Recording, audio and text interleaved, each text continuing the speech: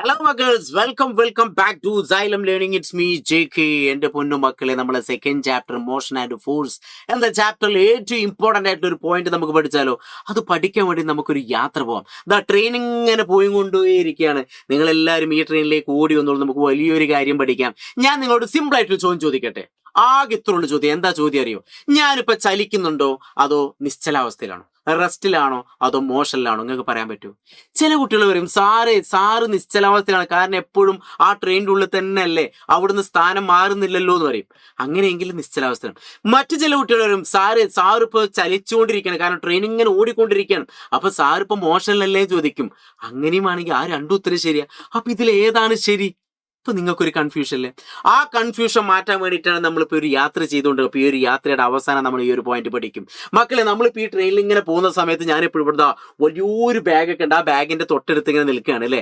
അപ്പൊ സ്വാഭാവികമായിട്ടും ഞാൻ ഈ ട്രെയിനിന്റെ ഉൾഭാഗത്തേക്കാണ് നോക്കുന്നതെങ്കിൽ ഞാൻ നിശ്ചലാവസ്ഥയിലാണ്. നേരെ വെച്ച് ഞാൻ പുറത്തേക്ക് ഇങ്ങനെ നോക്കുന്ന സമയത്തുണ്ടോ മരങ്ങളൊക്കെ ഇങ്ങനെ ഓടിപ്പോകുന്നു, അപ്പൊ എന്ത് ചെയ്യുന്നു? ചലനാവസ്ഥയിലാണ്.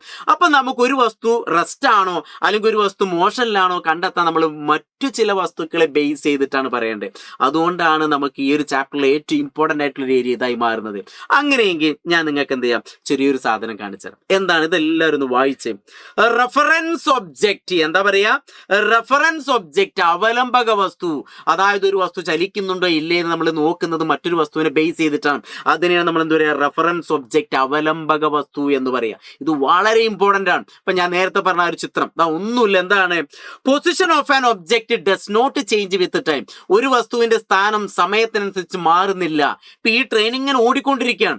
ഈ രണ്ട് കുട്ടികൾ എപ്പോഴും മൊബൈൽ ഫോണിൽ ഇങ്ങനെ കളിച്ച് അവിടെ തന്നെ ഇരുന്നുകൊണ്ടിരിക്കുകയാണ്. ഈ കുട്ടികൾ ഒരിക്കലും അവിടുന്ന് സ്ഥാനം മാറുന്നില്ല. അതുകൊണ്ട് ഇത് റെസ്റ്റ്, നിശ്ചലാവസ്ഥയിലാണെന്ന് പറയാം. അതായത് ട്രെയിനിന്റെ ഉള്ളിലേക്ക് നോക്കുമ്പോൾ ഈ കുട്ടികൾ നിശ്ചലാവസ്ഥയിലാണ്. അങ്ങനെയെങ്കിൽ അടുത്ത ഞാൻ എന്താ ഹെഡിങ് കൊടുത്ത്? Position of an object change with respect to time. സമയത്തിനനുസരിച്ച് ഇവിടെ സ്ഥാനം മാറുന്നു. അപ്പൊ ഈ കുട്ടികൾ അവിടെ തന്നെ ഇരിക്കുകയാണെങ്കിലും പക്ഷെ പുറത്തേക്ക് നോക്കിക്കഴിഞ്ഞാൽ കോഴിക്കോട് നിന്ന് തിരുവനന്തപുരത്തേക്ക് ട്രെയിൻ പോവാണ്. അപ്പൊ അങ്ങനെ ട്രെയിൻ പോകുമ്പോൾ അയലിങ്ങനെ ഓടിക്കൊണ്ടേയിരിക്കുകയാണ്. അപ്പോൾ സ്വാഭാവികമായിട്ട് അവിടെ എന്ത് ചെയ്യുന്നു? ചലിക്കുന്നുണ്ട്.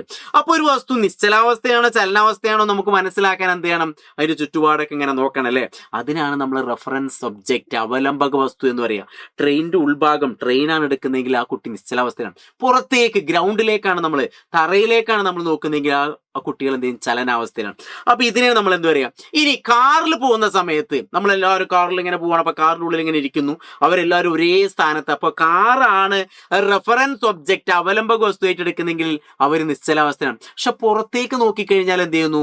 സ്ഥാനം മാറുന്നുണ്ട്. അപ്പൊ പുറത്തേക്ക് നോക്കുകയാണെങ്കിൽ പുറത്താണ്, ഔട്ട്സൈഡ് ആണ് നമ്മൾ റെഫറൻസ് ഒബ്ജക്റ്റ് ആയിട്ട് എടുക്കുന്നെങ്കിൽ ആ വസ്തു ചലനാവസ്ഥയിലാണ്. ഈ രണ്ട് കുട്ടികൾ എന്ത് ചെയ്യുന്നു? തോണിയിൽ ഇങ്ങനെ തുഴഞ്ഞിങ്ങനെ പോവാണ് അല്ലെ.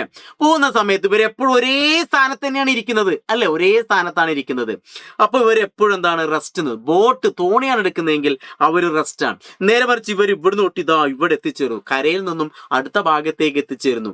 അപ്പൊ ആ വെള്ളവും ചുറ്റുപാടൊക്കെ എടുക്കുന്നെങ്കിൽ ആ കുട്ടികൾ എന്ത്, അല്ലെങ്കിൽ ആ രണ്ടാളുകൾ എന്ത് ചെയ്യുന്നു? ചലനാവസ്ഥയിലാണെന്ന് പറയാം. ഇനി അതേപോലെ തന്നെ അപ്പൊ റെഫറൻസ് ഒബ്ജക്റ്റ് എന്ന് പറഞ്ഞാൽ ഒരു വസ്തു ചലനാവസ്ഥയിലോ അല്ലെങ്കിൽ നിശ്ചലാവസ്ഥയിലോ നിർണ്ണയിക്കുന്നതിന് അടിസ്ഥാനമാക്കുന്ന വസ്തു. കണ്ടില്ലേ? The object taken to determine the state of motion or state of rest of an object. എന്താണ്? ഓഫ് അല്ലെങ്കിൽ ബോഡി അല്ലെങ്കിൽ object is called reference object എന്ന് പറയാം. അപ്പൊ അതൊന്ന് ജസ്റ്റ് ഓർത്ത് വയ്ക്കുക. നമുക്ക് ഇവിടെ പരീക്ഷയ്ക്ക് ഇങ്ങനെയുള്ള എക്സാമ്പിളുകളാണ് വരിക. കുതിരപ്പുറത്തിരിക്കുന്ന ഒരാൾ, ഇയാൾ എപ്പോഴും ഇവിടെ തന്നെയാണ് ഇരിക്കുക. അതുകൊണ്ട് കുതിരയാണ്, ഹോഴ്സാണ് ഇവിടെ റെഫറൻസ് ഒബ്ജക്റ്റ്, അവലംബക വസ്തുവായിട്ട് എടുക്കുന്നതെങ്കിൽ അയാൾ നിശ്ചലാവസ്ഥയാണ്. തറ, ഗ്രൗണ്ട് ആണ് റെഫറൻസ് ഒബ്ജക്റ്റ് ആയിട്ട് എടുക്കുന്നതെങ്കിൽ അത് ചലനാവസ്ഥയിലായിരിക്കും. അപ്പൊ അങ്ങനെ ഓർത്ത് വയ്ക്കുക. അപ്പൊ പരീക്ഷയ്ക്ക് ഇങ്ങനത്തെ ഒരു ടേബിൾ തരും. കണ്ടില്ലേ? ഇവിടെ എന്താ? A person riding A horse അല്ലേ. എന്ത് ചെയ്യുന്നു? ഹോഴ്സ് ആണ് റെഫറൻസ് ഒബ്ജക്റ്റ് ആയിട്ട് എടുക്കുന്നതെങ്കിൽ അയാൾ എന്ത് ചെയ്യുന്നു? റെസ്റ്റ് ആണ്. നേരെ വെച്ച് ഗ്രൗണ്ട് ആണ് റെഫറൻസ് ഒബ്ജക്റ്റ് ആയിട്ട് എടുക്കുന്നതെങ്കിൽ അയാൾ ചലനാവസ്ഥയിലാണ്. ഇനി അടുത്തത് എന്താണ്? മലയാളം മീഡിയക്കാർക്കുള്ള ടേബിൾ ഞാൻ കൊടുത്തിട്ടുണ്ട്. കുതിര സവാരി ചെയ്യുന്ന ആൾ, കുതിരയെ അപേക്ഷിച്ച് അയാൾ നിശ്ചലാവസ്ഥയിലാണ്, പക്ഷെ തറയെ അപേക്ഷിച്ച് അയാൾ ചലനാവസ്ഥയാണ്. അതേപോലെ മറ്റൊരു എക്സാമ്പിൾ, ഒരു ടേബിളിന്റെ മുകൾ ഭാഗത്ത് ബുക്ക് വെച്ചിട്ടുണ്ട് അല്ലേ. അപ്പൊ ആ ബുക്കും ടേബിളും തമ്മിൽ എടുത്തു കഴിഞ്ഞാൽ കണ്ടില്ലേ?